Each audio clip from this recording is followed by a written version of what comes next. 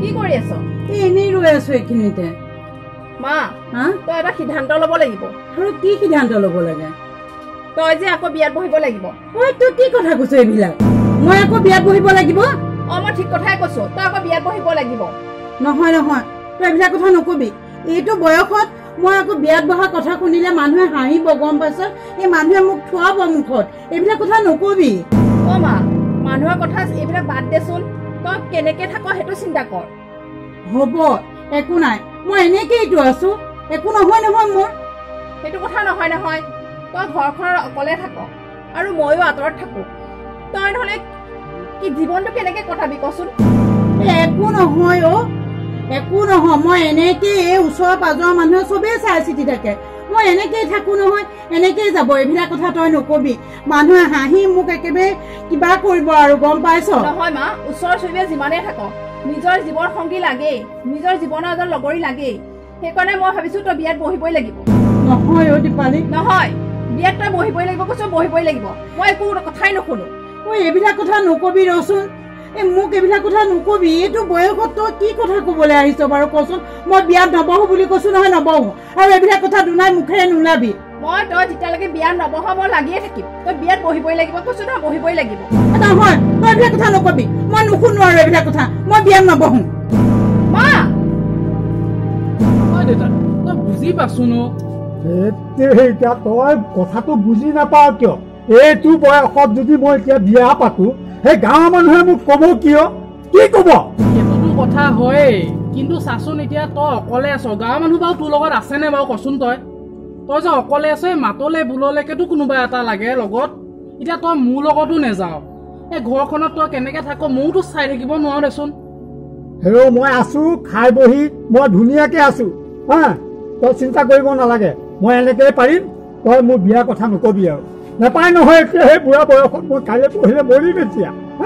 এতিয়া যদি মই বিয়া পাতো, এই দহে কি কব, গাঁওখনে কি কব?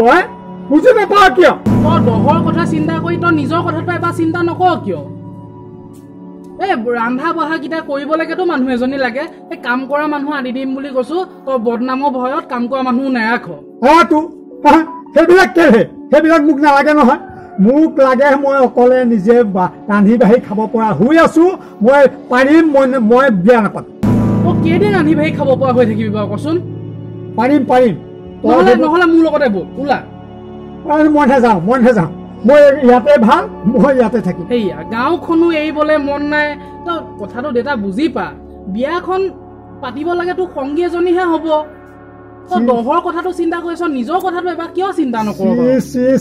এটা কথাকে তই খালি বাৰে বাৰে কৈ আছ, সংগী এজনী হব। এইটো বয়সত যদি মই তেনেকুৱা কিবা কৰো, হে প্ৰভু, এই গাঁওখনৰ মানুহে মোক হাঁহিব, মোক থোৱাব। তই বুজি নাপাও কিয়? তহঁত ডেকা ল'ৰা, তহঁতৰ কথা বেলেগ। দেউতাই কথাটো বুজি পোৱা নাই দেখিছনে? দেউতা এই তেনেকুৱা কথা নহয়, বিয়া পাতিবই লাগিব। তই যে কি কথাবোৰ কৈ থাকো আৰু মই একো বুজি পোৱা নাই আৰু দেই। মই নাপাতো। দেউতা নহব, তই মোৰ লগত বল, বিয়া পাতিবই লাগিব। এটা কথা দেখিছ নে? পাই নালাগে।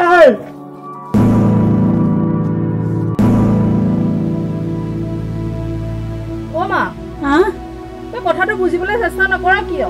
এইটো মই বাৰে বাৰে কৈ আছো, তই এইবিলাক কথা নকবিচোন। মোৰ মানে একেবাৰে মানুহৰ আগত মুখ উলিয়াব নোৱাৰা হম, গম পাইছনে? মা অকলশৰীয়া জীৱন কটাবলৈ কিমান কষ্টকৰ মোক কেনেকে কম কচোন? তই বহুত কষ্টকৰ জাননে? সেইটো কাৰণে মই কৈছো তোক বিয়াত বহিবলৈ। তই ঠিকেই কৈছ, হয় অকলশৰীয়া জীৱন বহুত কষ্টকৰ, কিন্তু উপায়তো নাই। সমাজৰ যিটো নিয়ম, সমাজৰ নিয়ম মতেই মানুহ থাকিব লাগিব। আৰু এইবিলাক বহুত কথা আহি পৰে, গম পাইছনে? তই কলি বুলিয়ে মই বিয়াত বহিব নোৱাৰো নহয়। সেইটো হয়, দুখ সুখৰ কথা পাতিবলৈকেতো এজন মানুহ লাগে, কিন্তু তথাপিতো তই যিমানে যি নকওঁ কিন্তু নোৱাৰি নহয় সেইবিলাক। দীপালী তই এইবিলাক কথা নুলিয়াবি, গম পাইছ? নহয় মা, তই বিয়াত বহিব লাগিব কৈছো, বহিব লাগিবই। জীৱনৰ সংগী এজন লাগে, দুটা কথা পাতিবলৈ ঘৰত মানুহ এজন লাগে, হয়নে নহয় কচোন? তই হয় তই ঠিকেই কৈছ, কিন্তু তথাপিতো জাননে এইবিলাক কথাই মোক বহুত অন্তৰত দুখ দিয়ে। সেইকাৰণে এইবিলাকত আকৌ বিয়া চিয়াৰ কথা নুলিয়াবিচোন। জীৱনটো বহুত কষ্ট কৰ মা, তোক এজন জীৱন সংগী লাগে, সেইটো কাৰণেহে মই কৈছো তোক বিয়াত বহিবলৈ। আৰু মানুহৰ সমাজৰ কথা এইবিলাক চিন্তা নকৰিবি, যেতিয়া বিয়াখন আমি কৰিবলৈ আগবাঢ়িম সমাজে তোক আঁকোৱালি ল'ব। নহয় দীপালী, নহয়, মানুহে মোক বহুত দুখিব, তই এইবিলাক কথা আৰু নকবি। মই সেইবিলাক কথা নাজানো, মই কৈছো তই বিয়াত বহিব লাগিবই। আৰু মই এইবিলাক কথা নুশুনো, শুনিছ নাই কি কৈছো? শুনিছো, কিন্তু ৰচোন, এইবিলাক তই কিমান ডাঙৰ কথা এটা কৈছ, তই বুজি পাইছ জানো? কচোন। মই চব গম পাইছো এইবিলাক, তই মোক আৰু ক'ব একো নালাগে। তই খালি বিয়াত বহিম বুলি ক, মই যি কৰিব লাগে কৰিম। নহয় দীপালী, নহয়, তই এই কথাটো বাৰে বাৰে নুলিয়াবিও, নকবিও। তই যেতিয়ালৈকে হাঁ নকৰ মই কৈয়ে থাকিম। তই বিয়াত বহিব লাগিব কৈছ নহয়, বহিব লাগিবই। তই অলপ চিন্তা কৰচোন, এই কথাটোৱে কিমানখিনি বেয়া প্ৰভাৱ দিব। সেইকাৰণে তই এইটো কথা আকৌ এবাৰ চিন্তা কৰ। নালাগে, গম পাইছনে? তই বিয়াৰ কথা আৰু নুলিয়াবি মোৰ আগত। মা গৰম বহিছো, গৰম দেখিছনে? বহুত গৰম মা। তই ক'ত গৈছিলি? বজাৰৰ পৰা আহিলো মানে। বচোন বৰখিনি কথা এটা গম পাইনে নাই? কথা এটা? কি কথা? এই যে দীপালীৰ যে মাক। আমাৰ গাঁৱৰ দীপালী? কিয় কিবা অসুখ নেকি? নহয়, শুন, এই যে সৌৰভৰ যে দেউতাক, সিহঁতৰ বোলে বিয়া। বিয়া? তই ধেমালি কৰিছ? গোটেই গাঁৱৰ মানুহে জানে, আৰু আপুনি গাঁৱৰ গাঁওবুঢ়াজন হয় নাজানেনে? সঁচাই কৈছেনে বাৰু? মই মিছাকে কম? এইটোতো বৰ বেয়া কথা হৈছে। হয়তো এতিয়া গাঁৱৰ মান সন্মানটো আছে নে নাই? আপুনি কিবা এটা কৰক বুজিছে, নহলে গোটেই গাঁৱৰ মান সন্মান চেচ। মা, তই মোক সঁচাই কৈছনে বাৰু? বিশ্বাস কৰক, মই সঁচাকেই কৈছো। বৰ বেয়া কথা হৈছে। গাঁওখনত নোহোৱা নোপোজা এনেকুৱা এটা যদি ঘটনা হয়, আমাৰ গাঁওখনৰ মান সন্মান ক'ত থাকিব? সন্মানটো নাথাকিব, আৰু উঠি অহা নৱপ্ৰজন্মই কি শিকিব? তাকেইতো। আচ্ছা, সৌৰভটো শিক্ষিত ল'ৰা আৰু দীপালীটো শিক্ষিত ছোৱালী, সিহঁতেতো বুজিব লাগে এইবিলাক কথা। বুজি নাই পোৱা, আৰু আপুনি কিবা এটা কৰক আৰু। আচ্ছা, এই ঘটনাটো কিমান দিন ধৰি চলি আছে? মই আপোনাৰ পৰহিহে গম পাইছো। হয় নেকি?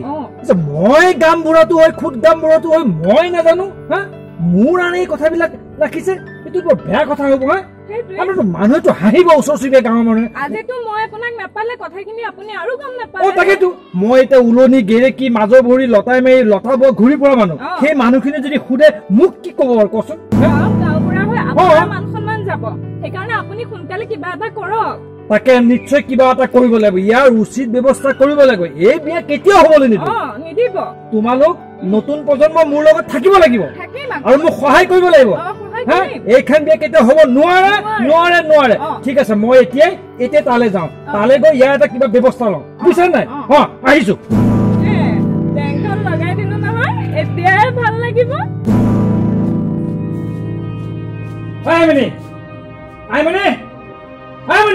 এফালে ওলাই আছোন। কি হ'ল মানে? কি হোৱা নাই সেইটো ক। তহঁতে এইবিলাক কি কৰিবলৈ ওলাইছ? গাঁৱত নোহোৱা নোপোজা এটা কাণ্ড কৰিবলৈ ওলাইছ? তোৰ লাজ লগাই নে বাৰু? তোৰ মাৰ বোলে বিয়া পাতিছ? এই ৰিম্পী মুখে শুনিলো, তাই মোক ক'লে মই গাঁওবুঢ়াটো হয়, মই একো গম নাপাওঁ। কি ক'ব ওলাইছ? সৌৰভ, তই মানে বাপেৰক লৈ আহিছ বিয়া পাতিব? তোৰ কি শিক্ষা ললি? এতিয়া এই বয়সত এই অলপ বিয়া পতা বয়স আছে নে? তই লাজ নাপাও নে বাৰু? গাঁওখনৰ মান সন্মান চব ধুলিচাত কৰিলি। তহঁতে নাক কাণ কাটিলি, আৰু তহঁতে নাক কাণ কাটিলি, পৰম্পৰা শেষ কৰিলি, আমাৰ ঐতিহ্য সকলো ধ্বংস কৰি দিলি। এই তহঁতৰ নিচিনা এই ছোৱালী আৰু ল'ৰাবিলাকৰ কাৰণে শেষ কৰি দিলি। হাই হাই, হে ভগৱান। আপুনি কথাটো ঠিকেই কৈছে যে আমাৰ পৰম্পৰা, আমাৰ ঐতিহ্য ৰাখিব লাগিব, কিন্তু চাওকচোন, এই মোৰ দেউতা অকলশৰীয়া, দীপালীৰ মাকো অকলশৰীয়া। আপুনি এতিয়া গাঁওবুঢ়াৰ বাপটো ৰক্ষা কৰিবলৈ আপুনি এই কাজিয়া মীমাংসা কৰিবলৈ আহিলে, হয়নে? কিন্তু তেওঁলোক যেতিয়া অকলশৰে থাকে, তেতিয়া আপুনি এপাক যায়নে বাৰু? আপুনিওতো নাযায়, গাঁৱৰ কোনো এজনোতো নাযায়। একে বয়সৰ শেষ কালচোৱা একেলগে থাকি বাকী সময়খিনি সুখত থাকিব পাৰিব, ইজনে সিজনৰ সঁহাৰি হৈ থাকিব পাৰিব। তাতেতো সমাজৰ কি আপত্তি হ'ব পাৰে কওকচোন আপুনি? তই কথাটো ঠিকেই কৈছ বাৰু একেবাৰে কথাটো বেয়া নহ'ব এই আমাৰ বুজাহে অকণমান খেলি মেলি হৈছে বুজিছনে যেতিয়া মানুহ অকলশৰীয়া হয় নিসংগতা অনুভৱ কৰে তেতিয়াহে গম পোৱা যায় গতিকে এই কথাটো একেবাৰে বেয়া নহ'ব এটা ভাল চিন্তাই কৰিছ দীপালী তোতে ভাল চিন্তাই কৰিছ গতিকে মই এই তহঁতৰ কামত মই সহযোগ কৰিছোঁ দে